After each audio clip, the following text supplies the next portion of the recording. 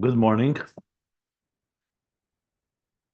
We are in Ayin Beis reviewing the conclusion on page 1369 as we're up to. As you've seen from time to time, I step back and give an overview of the general flow, but at the same time, we want to see how it develops in the very text, which is essentially what we're doing now in the second time around that we're learning these pages. So if you go back almost 2 years ago, you'll find us learning all these pages, all the way till the end of the Hemshech. But then, because the Hemshech is not concluded, and in general, it's a good idea to go back to the source material. But now we're learning it after we've spent quite a few months learning the Maimorim that is the basis, the base text, the source text of this Hemshech, this part of the Hemshech.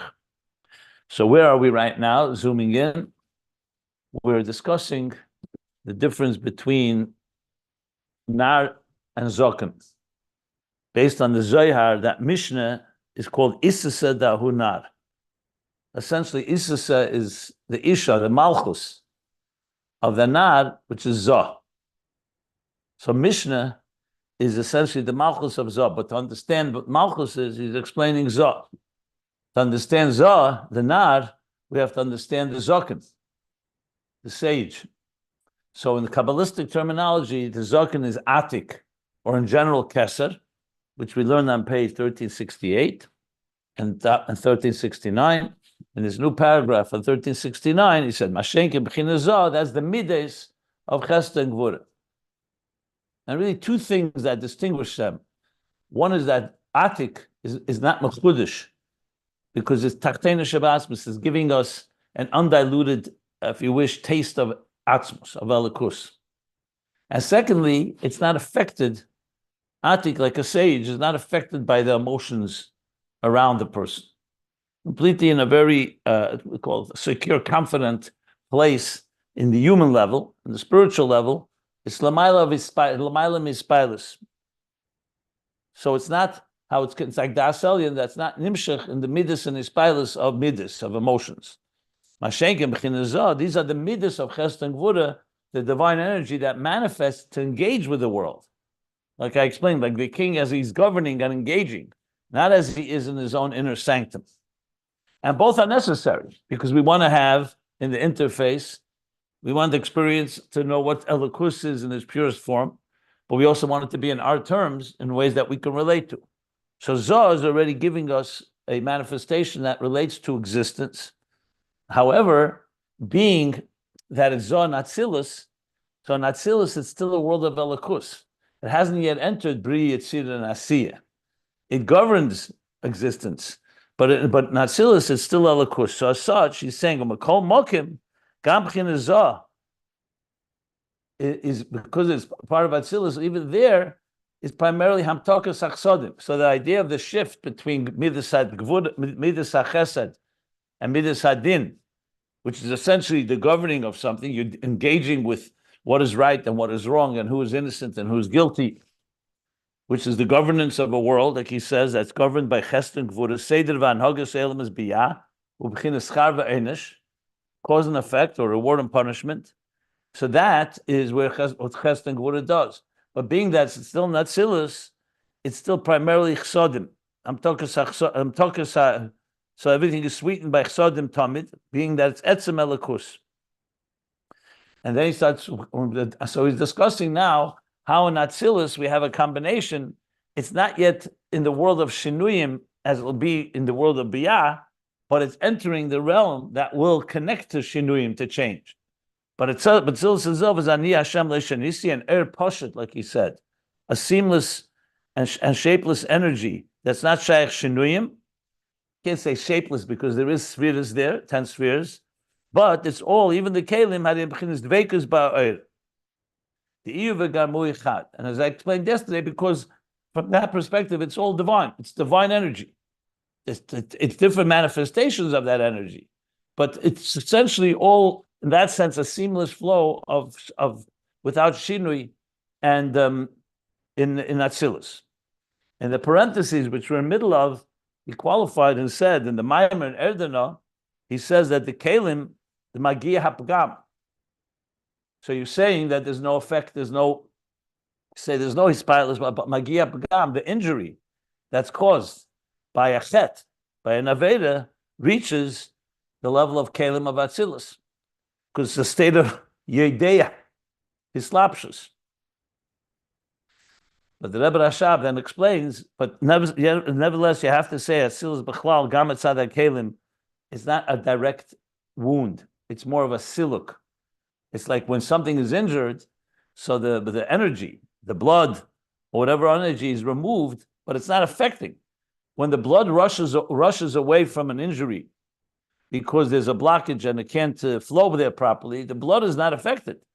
The limb is affected.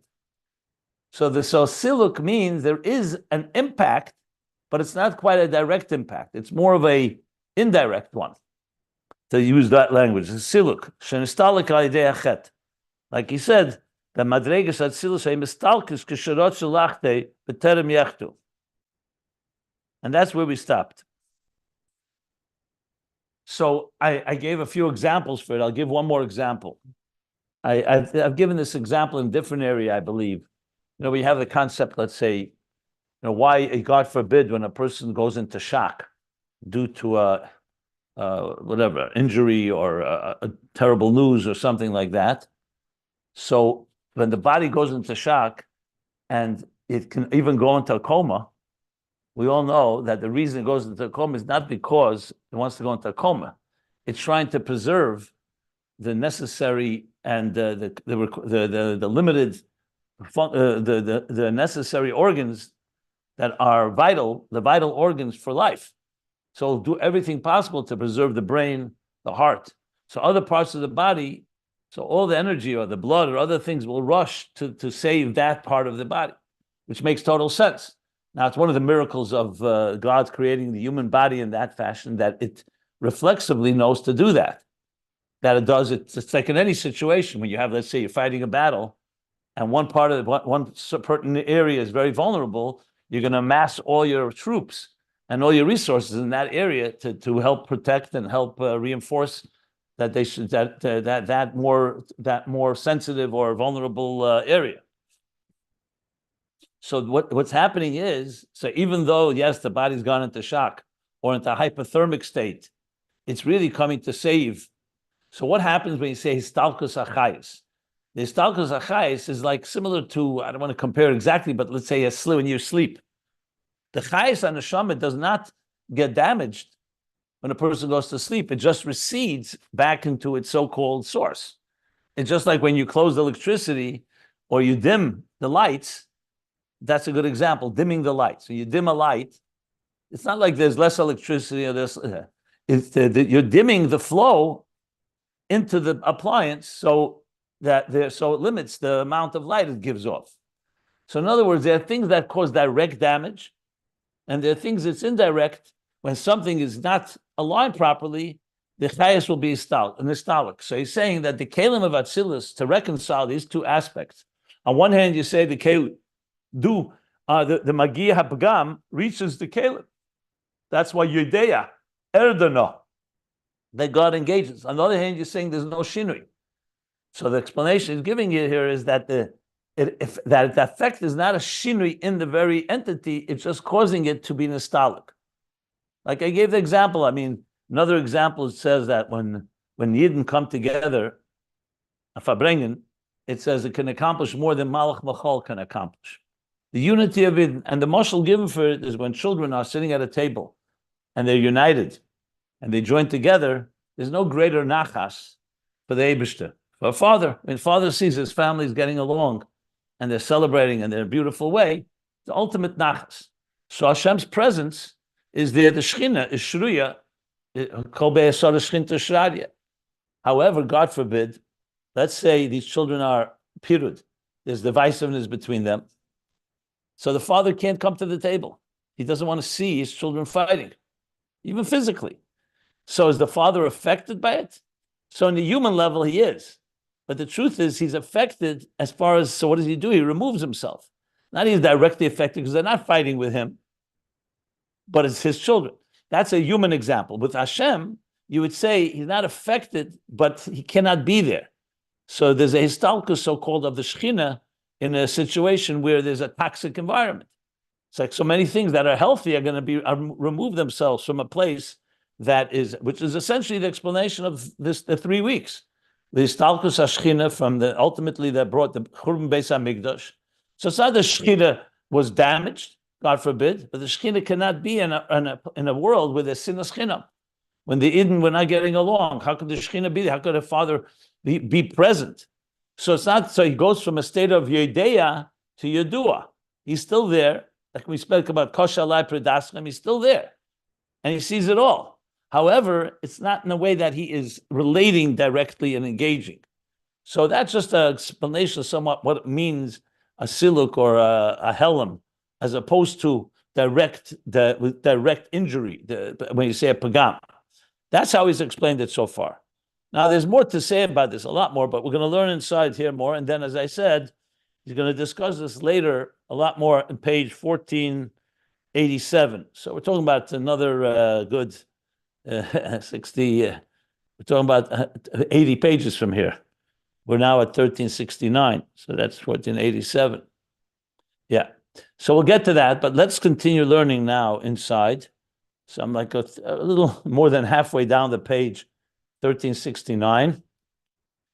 We're up to V'yeshlem. The line begins, the Madregas Atzilus hay mistalkes k'shirot shelachte b'terem yachtu.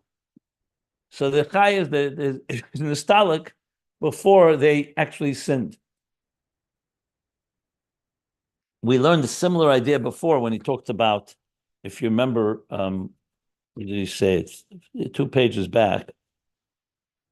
He said, spoke about Zoh and Malchus from the Pri-Etz Chaim.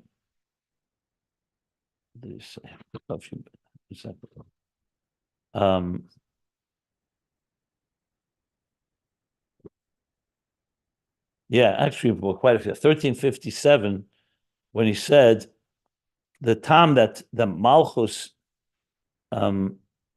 is Netzal, emanates like a Nakuda, a time of Deshi Stalku be'esached v'lo yi ben begam. So that's why Malchus, the 9 spheres that are Nimshach Malchus, is an addendum, is an additional element. Because if they were the core of Malchus, if Malchus is injured, they would be bound by that. They wouldn't be able to escape, so to speak. But because there are so-called additional elements, he said there at the bottom of the page, they're nostalgic be'esached v'lo yi ben begam.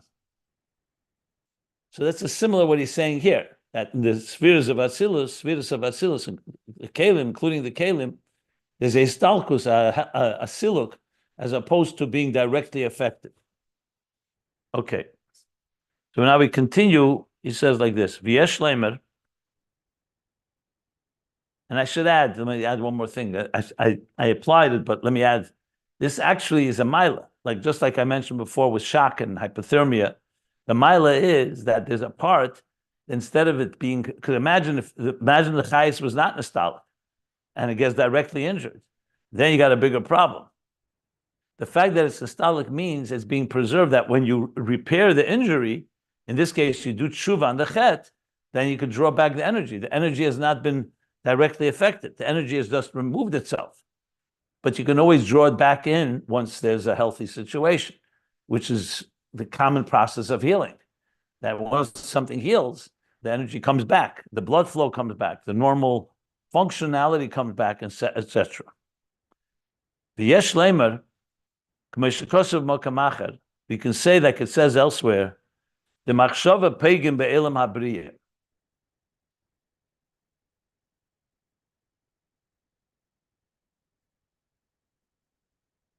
Is that machshava?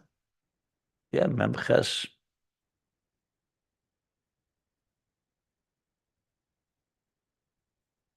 I have to look up what he means here, but it sounds like he's saying that when a person has a negative thought, so you could have a negative thought, you could have negative speech, You can have a negative action.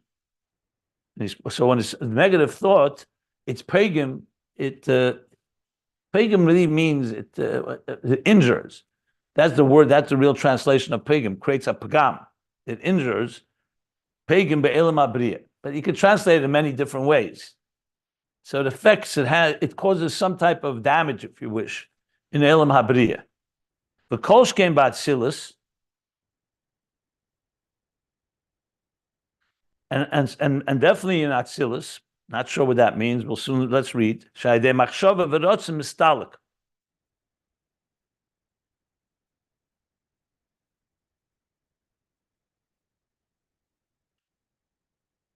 I don't remember how I explained it the first time around. Let me just see the machshava pegim be'elam abriya. Kolsh came by Atzilus. Shaydei machshava v'rotzim mistalik.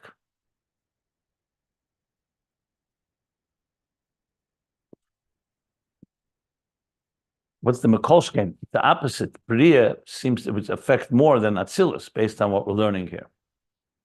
Okay, let's continue reading. Let's see where he goes with this. Like we said before, that the thought and rotzen of Hashem is mistalik, is removed when there's something negative. Umekol mokim explains hubchinas siluk levad. Nevertheless, it's only in a form of siluk. Doesn't directly affect, it's only siluk. I'd have to find this Malkamacher to see what he's referring to. But clearly he's referring to a particular mimer that's coming to support what he's saying here. So the end is clear, that it's only siluk. I'm not so clear about how to interpret machshava pegim be'elam abriya v'kolshkein b'Atzilus. So I guess it means that if it affects Bria, for sure it affects Atzilus in the sense that Atzilus cannot be present because it's such a holy world when there's something negative. However, in Atzilus, it's only in a form of Siluk. That's what it sounds like he says here. But I would like to find, I don't have here a footnote of where this Mokamachet is. So let me look around. But again, it's essentially supporting what he just said before with some additional source here. Okay. Isn't Olam HaAtzilus correlates to Machshava, and then Bria is the heart, and Yetzirah is the, like Melech, Moach, Lev, Kavod, Klayos? Yeah, but he's not saying that here. He doesn't make any mention of that here. No, it's the Kol Shekain, like obviously if Machshava would be Pagim Ba'Atzilus, because Atzilus is Machshava. I don't know. I don't think that's what he's saying necessarily. I think he's saying simply because Atzilus is even... If something is affecting a lower world, it's for sure affecting a more sensitive spiritual world. I don't think he means that. I don't think so. But again, because he says Mokamacher, this is discussed somewhere. I have to just find the source, and then we don't have to do any guessing. I'll look up and try to find where this is said. Maybe Yitzchak, you do a search. Maybe something will come up. I'm already on it. Yeah. I'm sure I discussed this more at length at the first time we learned it. No way that I skipped this line. Okay, but the Teichen again is clear. Let's continue. There's no reason to belabor it because again, this is not. We learned this already once. I'm just learning it now in this context. So he says now like this: V'hadin v'ha'enish ugam ke mebchinas zod ha'atzilus. Now he's going back to what he said at the top of the paragraph, in the beginning of the paragraph. What did he say? Remember, he said that Seder v'anhogus elam is biyas from Zoh. And schar v'einish. It's like the king or the bezdin sitting in judgment and engaging with people where they discuss and issue a verdict of right and wrong and schar and einish and chesed and gvura. So that's still the fact. He just said that in Atzilus there's no shinuyim because it's primarily chesed. But there is the concept of midas hagvura, midas hadin, and midas hachesed. So he's going back to that. So he says, din ve'enish, which means judgment essentially, and einish and punishment, is meted out. Ugam ke mebchinas zod Atzilus. But here now he's going to explain. But we just said that there's no shinuyim there. So the shinui of midas hadgvura, midas hachesed, midas hagvura, which is basically that when you're sitting in judgment, you're listening to witnesses and you're listening to and you watch and observing evidence. So there is a shinui, because after you're listening to all of that, you pass a verdict. You go from midas hachesed to midas hadin. That's a shinui. So here's now how he explains it in context of what we said. That so it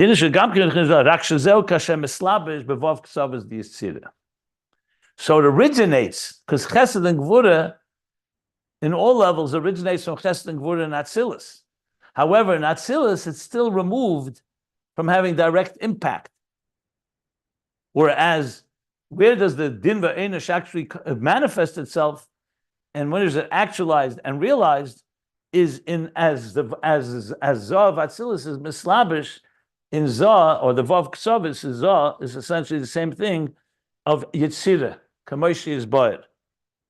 So now we're getting back to Yetzirah. Remember, Mishnah is in Yetzirah.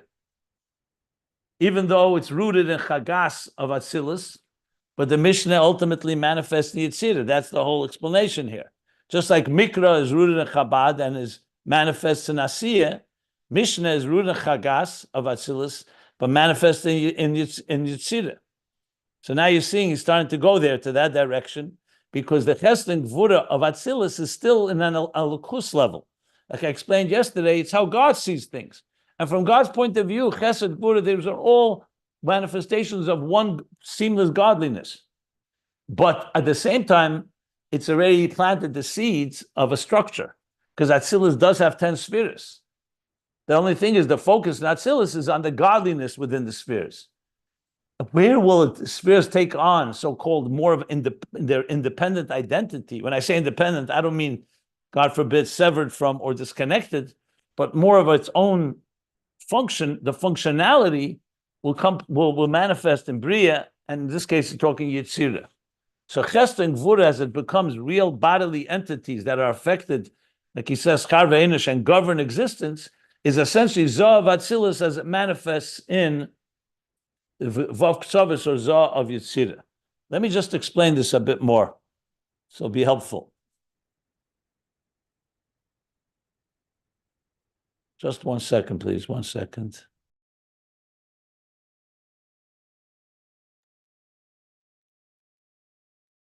Okay. So I think it's critical to understand the worlds and how they function to make this more understandable. So I often give the example, and I think it works very well, especially in this context. When we talk about Atzilus, Bria, Yetzirah, and Asiyah, you have to remember these are not 4 planets. Even though we call them worlds, we really mean dimensions. It's 4 different paradigms, and they're not separate 4 different levels. They evolve from one another. So we say that Atzilus is where it originates. I mean, it originates higher than Atzilus, but we're talking about Atzilus, it originates. And then Atzilus manifests into Bria after the Parsa, the partition, and then from there into Yetzirah and then into Asiyah. So what's a good way to understand this? So one of the ways to understand it is that in the structure of anything we build, whether it's a piece of architecture, whether it's a composition of music, whether it's a book, authoring a book, whether it's a business plan, anything you're going to build from scratch, it has 4 steps in general terms. One is your vision. You have a vision of what you want. Second is that vision is then broken down and into an outline. We all know, for example, architecture or anything. First, you have an outline. You don't have all the details yet. Then you flesh out the details. That's step 3. And then you have the final product where it's all finished and polished, and you have a full dimensional creation. And this is true anywhere. Someone writes a book. You don't just write the whole book. First, you have what is the idea in the book, the concept, the thesis. Then you write an outline, what chapters, chapter headings, general themes, and then you start fleshing it out, and then there's the finished product. So essentially, Atzilus is the vision of God for existence. But it's existence. We're not talking about Elokus prior to the 10 spheres. Then you're talking about divine that doesn't even have the vision of God, not even the vision of existence. In Atzilus, what dominates is essentially the vision of Hashem. What does Hashem want of this world?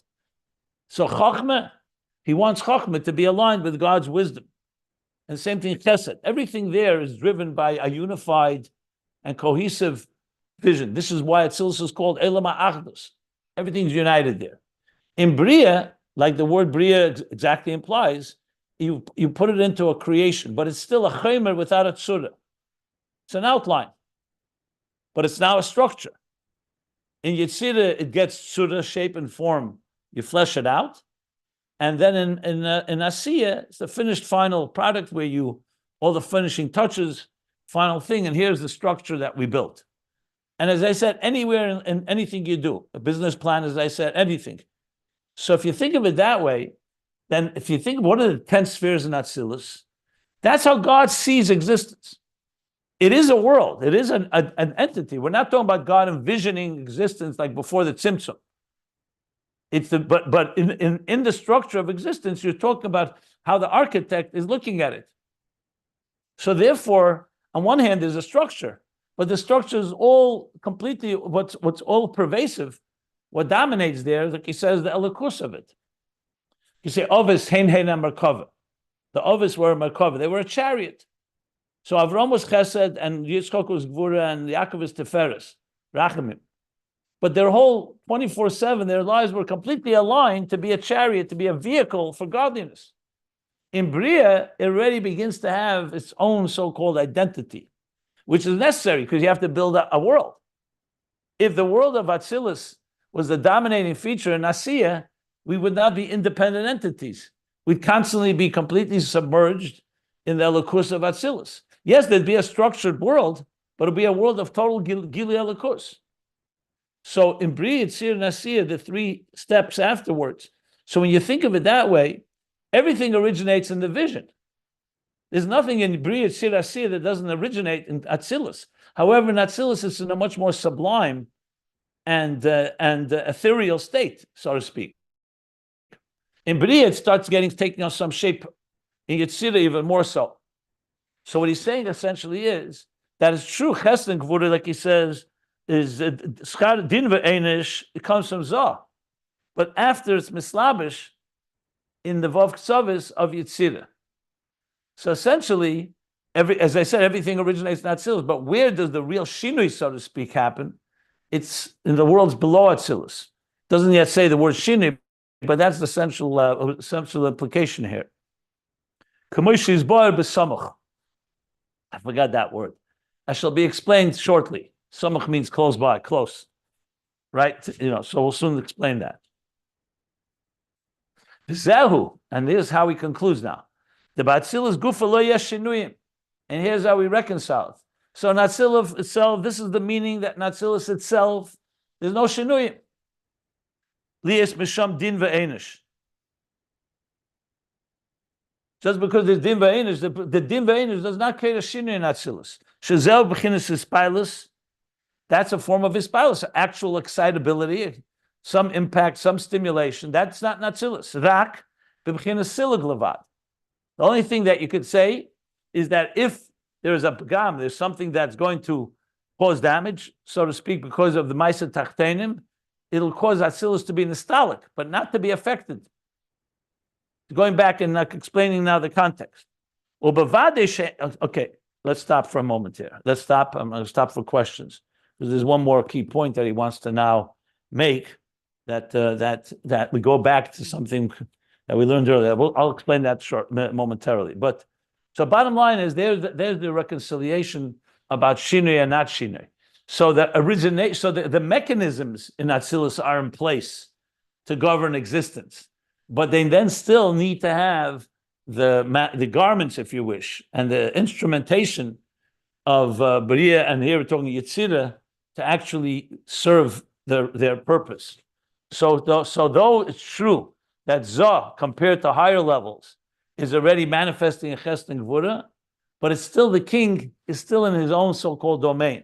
It's only when there's a mislapshus in Yetzirah where it really becomes actualized in a form of schar ve'enish and the whole process that we're describing here.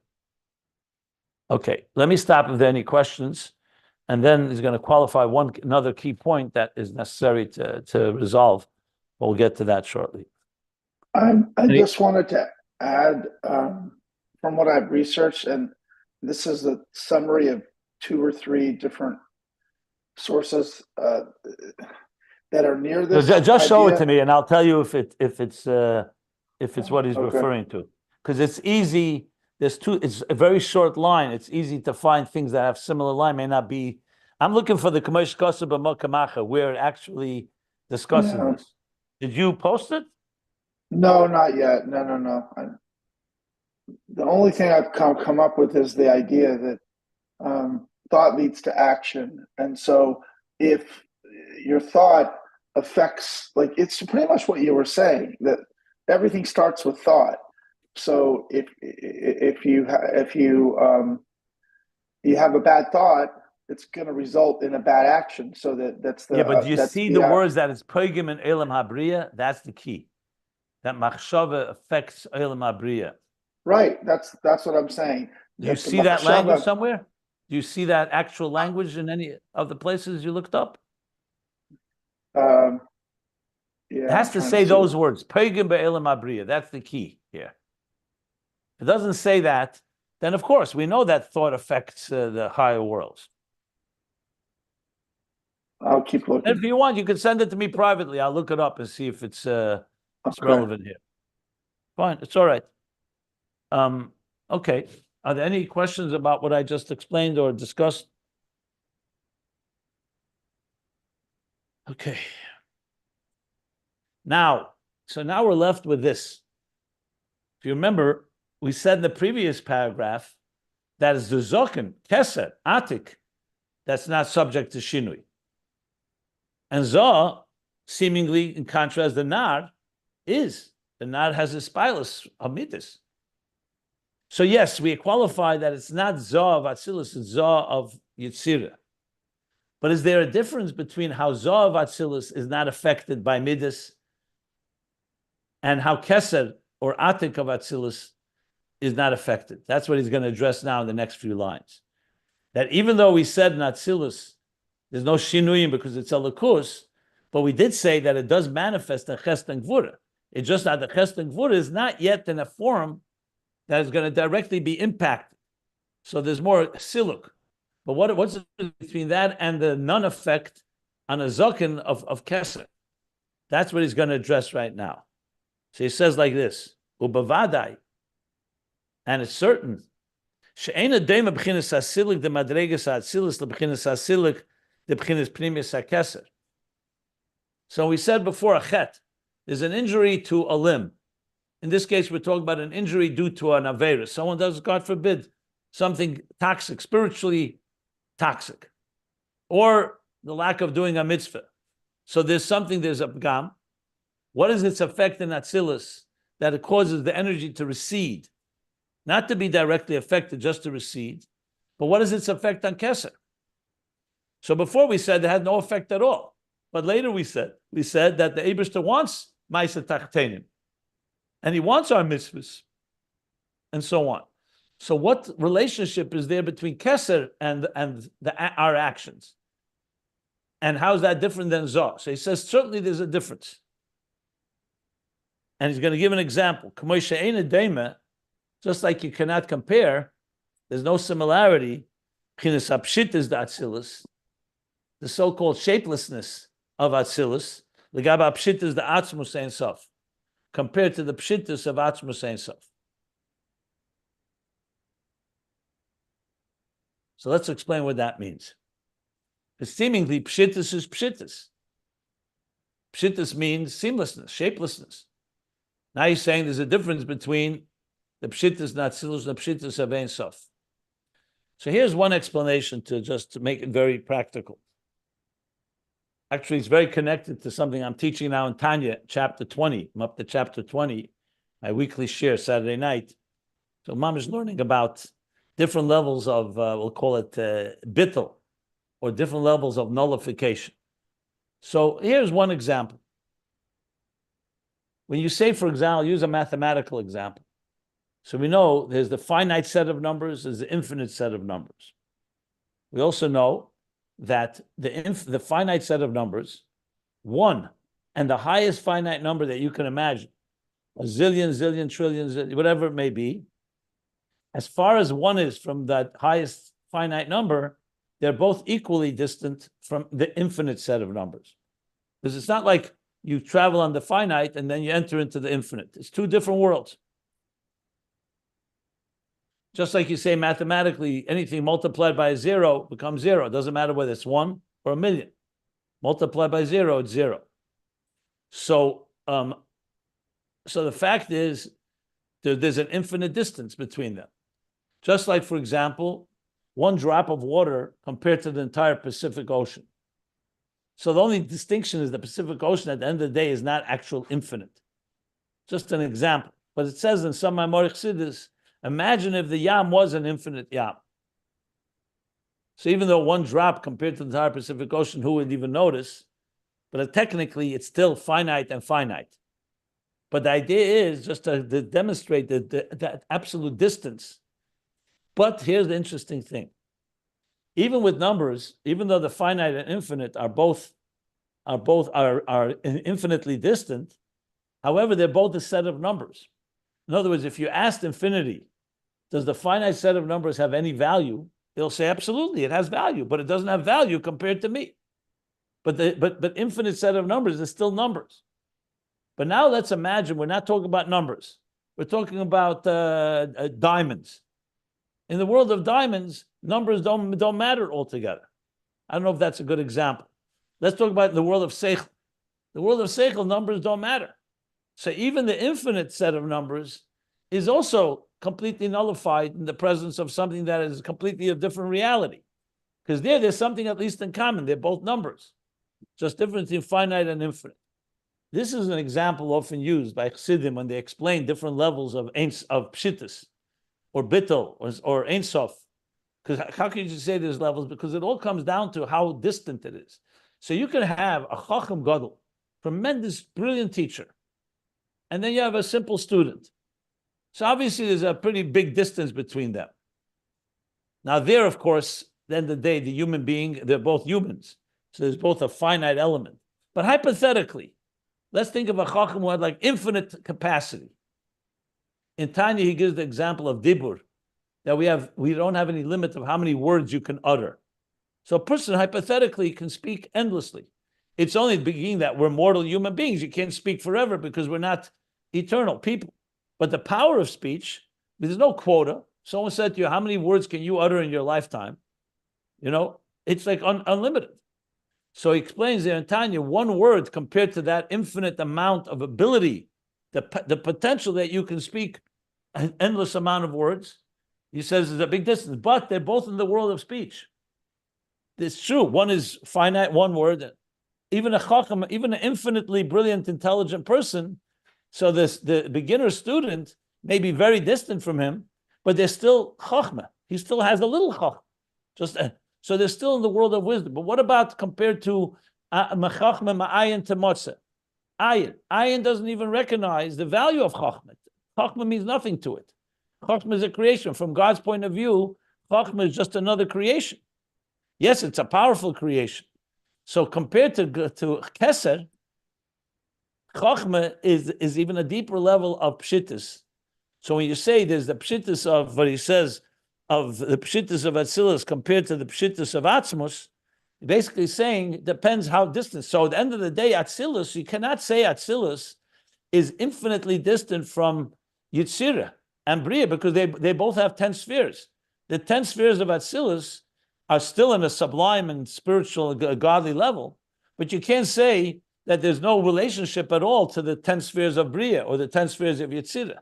When it comes to Keser, where there's no spheres altogether, because there's Ayin, the spheres have not yet emerged, so there the Pshittus is even deeper because even the very value of spheres is not yet even on the table yet.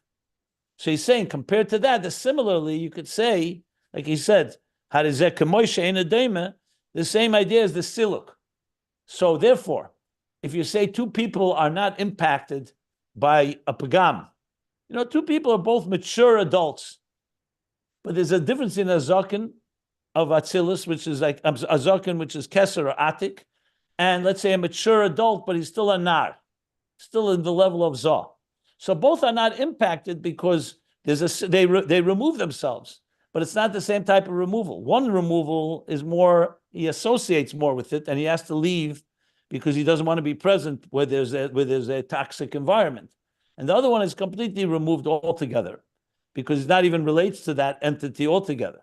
So it's a difference in how the Siluk is in Atzilus, and the Siluk would be in Keser.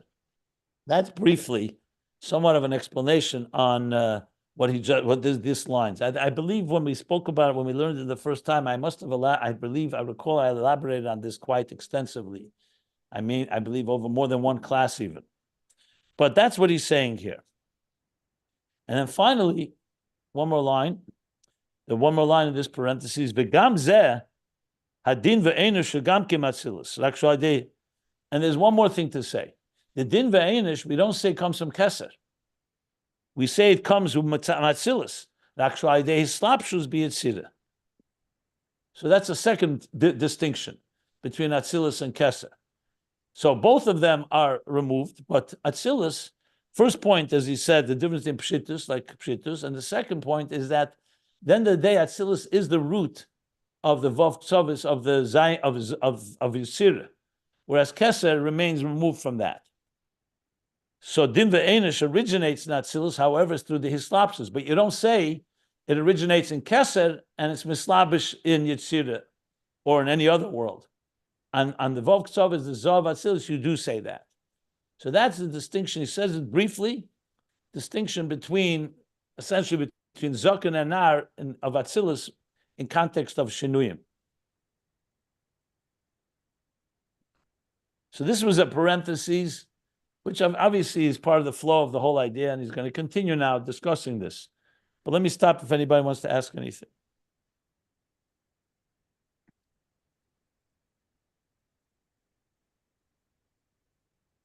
Okay, so now he concludes. He said, Kamoshi is bar b'samuch. Now is the samuch. Here it is. L'chein, kishemislapshim chitzenis hakelim d'zod atzilus. Bevov tzov is the Yetzirah. And that's why when the outer containers of the midas of Zohar Ampin of Atzilus, manifest in the Vav Ksavas, the 6 facets of Yetzirah, you could ask, why doesn't he call it Zohar Yetzirah? Because it could be he wants to emphasize that Zohar is still a more Atzilus-dika level, and Vav Ksavas already has Ksavas, has actual facets to it, has more shape and form, so to speak. But it is sometimes called Zohar Yetzirah. That is a legitimate expression. That's probably why he's distinguishing. So he said, well, this is also language of the Tzemach Tzedek's Maimer. So he's quoting it from there, but the same question, why does he make that distinction? So he says, L'chein, when the outer containers of Zav Atzilus manifest in the 6 facets of Zav Yetzirah, Shubchinis Matat, that's the level of Matat. And now, what I said before, Nar is called Matat. Matat is a name for Matatrin, is the name of an angel that is associated with Nar, but here it's in Yetzirah. Shom Yimtsu Ashinuyim Vaispilus. There in Yetzirah you will find Shinuyim and Ispilus.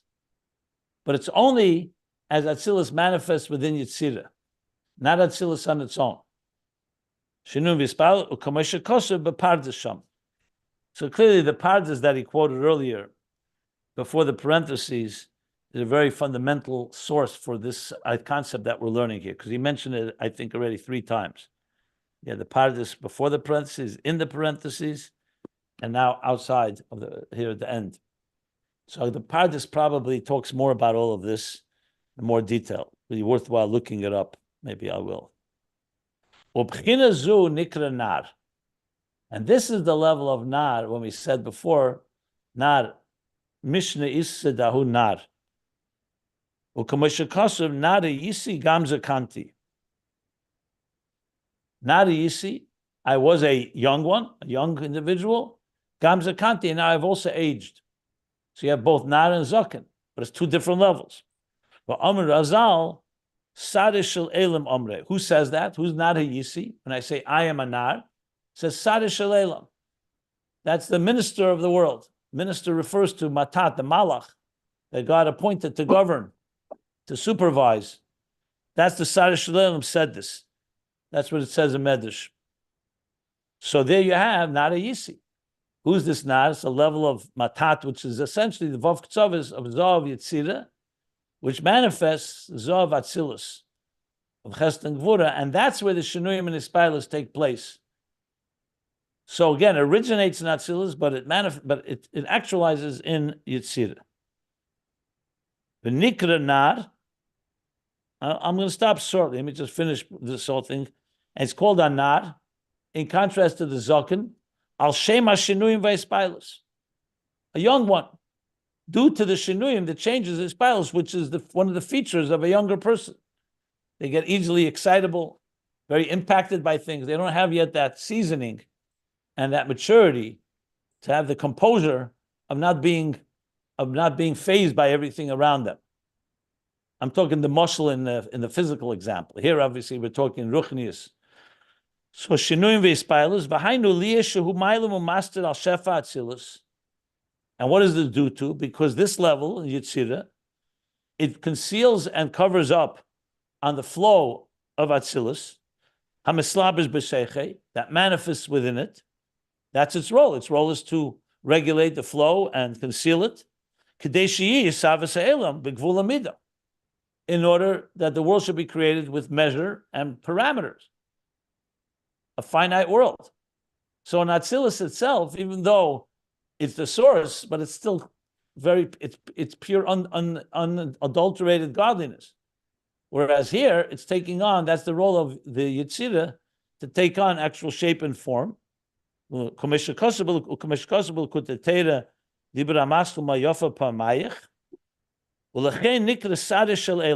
that's why indeed he's called the minister of the world. Shel Elam, because he relates to and is governing. It's like essentially one of the king's ministers, and we're going to learn this later about the Malachim, that they minister and supervise. The Einei, we call them Einayim, Einei Hashem. They're like the supervisors that the king appoints. So it's all the king's work, obviously, but he's manifesting it through the Vav Ktsavis of Yetzirah, Sar Shel Elam. Valkein Nikra Gam Kein Nar Shemispol. And that's why he's called a Nad, because he's mispal, and that's his job.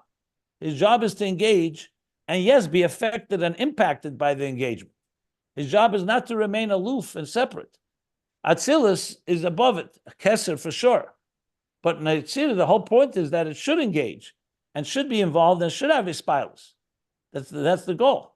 That's the exact object. Let me just finish till the end of the paragraph. In his bar le'il, shezeh de hadas. We learned earlier on the top of the page that this is through Das. Das, the lower level of Das. That's Maftecha, the Kol Shis, that opens up the door to the Midas. Yeah.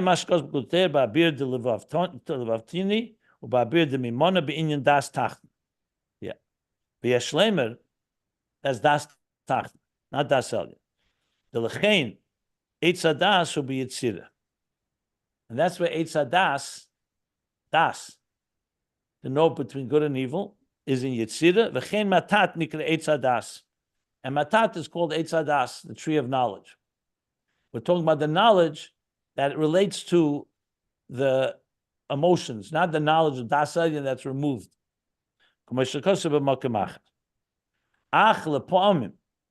Now, however, at times, mis'ala b'atzilus, this nar of Yetzirah at times elevates to Atzilus, u'makabel meichen de gadlus, and it receives a more mature level of intellect, a more mature flow from Atzilus. V'nasa zoken. That's why he says, nara yisi v'gam zakanti. In other words, this nara at times does elevate and comes like in the level of being a zoken. Or the sibay is like the sabay, the solik that he elevated. The sabay, the sibay could be sibay, but I think it means to the grandfather, to the zoken. But that's only at times, and it's not permanent.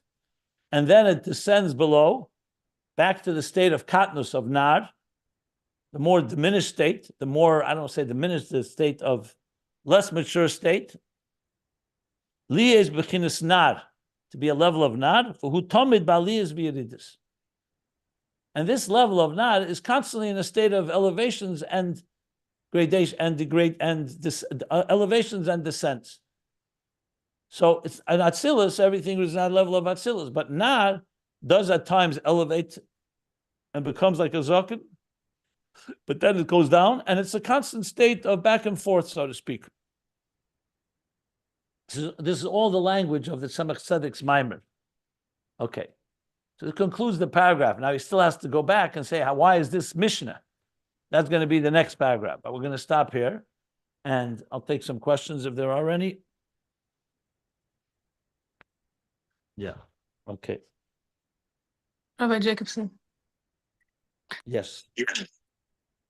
I'm trying to apply Hasidus to our human experience.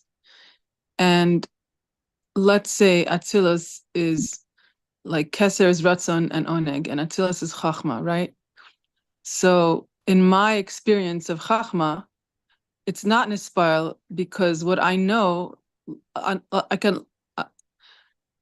I just learned yesterday that when you have a certain perspective and you see the world a certain way, you react, and your emotions, the way you feel about a sentence could be different than if someone else looks at the world a different way and understands differently. So they react differently emotionally. So the emotion is the nar that's nispile, that changes, that's like, reacts. Right. And then the klaya, like the I guess the kaved or the klayos are the ones that act as a result of that heart reaction. And so sometimes when you're mochen de gadlus and the nar, well, sar shel olam is olam meloshen helem. So the sar shel olam, that's his job, is to be milim and mastir. His job is to hide the fact that you're reacting due to a perception, a certain perspective that you have. No, I wouldn't say that at all. I'd say exact opposite. His job is to react. That's exactly what he's saying here. It's not to conceal the reaction, it's to react. That's exactly what the Sar Shalem is, to react. But isn't the Sar Shalem the Matat and the Nar? Yeah, that's what he's saying. That's where there's Shinu V'Spilus. That's reaction. So far, what you said was good, but the last piece, correct. From the Moichin remains removed. But once it comes into emotions or subjective reactions, that's Nar, Matat, in Yetzirah, and they're the Shina and Hispilus. And that's the way it should be. נקרא נער על שם השינויים וההתפעלות כולו, והיינו להיות שהוא מעלים ומסתיר על שפע האצילות, מתלבש בתוכו כדי שיהיה... Okay, I don't know. Okay, fine, I'm confused about that one. So you could say that. Okay. So essentially, yes, there's an objective reality and there's a subjective one, how we react. That's exactly correct. That is the way you can apply this. And there's the level of Zokin and Nar, or if you want Zov, Atzilus, and then Vov Tzavis of Yetzirah. Like sometimes you have Mochen de Galos and you could zoom out and you could say, oh yeah, I'm reacting to this because well, this he is said what at the end, the Lepomim, the Nar goes up to Mochen de Galos. He said that the last, the third line from the bottom. That at times, the Nar goes up to the level of a Zokin. That's a more mature level. Look, there's a time to react. There's a time to be beyond reaction. It's two states that are both. If you're talking about applying it to our lives, you need them both. But you want to have a state, because listen, a child doesn't have the maturity to remove themselves from reaction. Everything is subjective based on their reactions. Anyway, thank you for that. Any questions? Any other questions? Any other comments? I'm just wondering if you can comment on what we just read in connection with the issues of Skar and Onesh. I think he touched upon it, but from a lot of the sources I've been reviewing, and perhaps I've been a little distracted because of that, this seems to relate, at least in part, to the idea of Skar and Onesh, that the way that we, first of all, our thoughts give rise to actions, and that affects the flow of Elikus. Well, Look, what he said it twice. He said, the beginning of the paragraph, he said, the midas of Atzilus, which is Zoh of Atzilus, because it's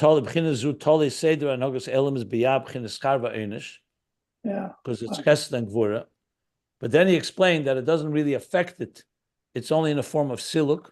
The real effect of schar v'einish and the real place that's actualized is in Yetzirah.